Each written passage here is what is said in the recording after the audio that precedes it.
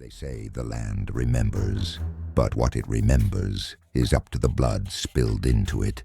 I am Detective Drayk, and when I first set foot on that sun-scorched Osage reservation, I swear the air tasted like oil and secrets. The case didn't start with a body. It started with a bank account. A routine financial audit revealed that 3 Osage women had their oil royalties quietly rerouted. No noise, no reports, just vanished. And then one of them turned up dead in her front yard. Slippers on, coffee spilled, like death caught her mid-thought. I stood in the heat, looking down at her body, and something felt off. Not just the murder, but the silence that followed. Like someone had rehearsed this crime 100 times before finally hitting record. The Osage people were once the richest per capita in the country. Oil made that happen, and oil made them targets.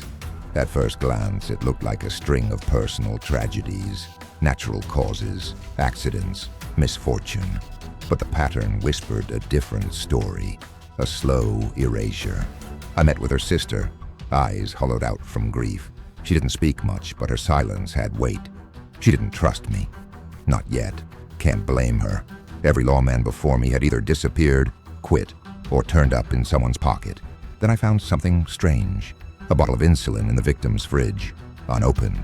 She wasn't diabetic, so who was it for? That question cracked the first layer. The town physician had been prescribing insulin to non-diabetic Osage women, always after changing his will, always after a new guardian was appointed. I drove through dirt roads that looked untouched since the Great War, dust curling behind me like a ghost I couldn't shake. I stopped at a local diner, ordered coffee, listened, because in places like this, the truth doesn't scream. It whispers behind clutched hands. The man sitting 2 stools over had oil on his boots, and an alibi he volunteered before I even asked a question. I leaned in, voice low, calm. "You ever hear the land beg for justice?" He smiled, too quick. "Now listen, this part's important, and I want you with me here. You've been watching. You've seen what I've seen. 3 dead, royalties gone, a town doctor with shaking hands and too many secrets. If you were me, what's your play? What do you see that I might have missed? Drop it in the comments. You know I read everyone. You're not just viewers anymore. You're part of this case now." I dug deeper, found old guardianship papers. Same notary, same signatures, same banker. Each Osage victim had been taken care of by the same 3 men, quiet predators in polished shoes. But the one pulling strings, he owned the mortuary. He buried the truth with every casket. The final twist came when I traced the money to a holding account, used to buy land adjacent to the reservation, owned by a shell company, one registered to the sheriff's cousin. Yeah, that's when it got real quiet. That's when I knew. They thought they were too deep to ever be caught. But you know me.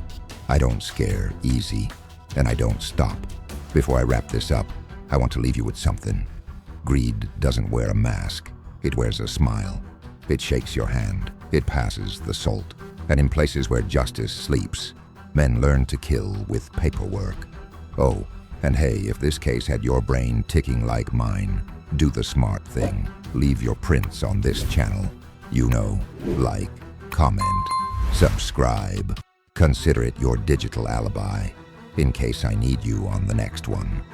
Until then, stay sharp, because the land never forgets, and neither do I.